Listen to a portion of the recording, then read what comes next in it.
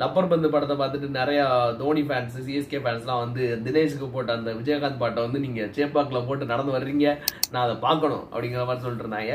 அதை பார்க்குறதுக்கு உண்டான நேரம் வந்து கிட்டத்தட்ட கன்ஃபார்ம் ஆயிடுச்சு. Yes, Dhoni is going to play IPL 2025. அது கிட்டத்தட்ட கன்ஃபார்ம் ஆயிடுச்சு. ஏன்னா அவர் சொல்லிருந்தாரு ஆல்ரெடி ரிட்டன்ஷனை பொறுத்து தான் என்னோட டிசிஷன் இருக்கும் அப்படின்னு சொல்லியிருந்தாரு.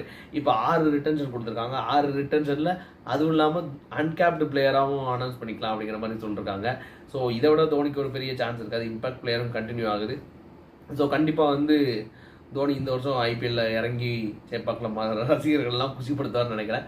பட் கண்டிப்பாக இந்த வருஷம் அவரை கொஞ்சம் விட்டுறலாம்னு நினைக்கிறேன் நம்ம.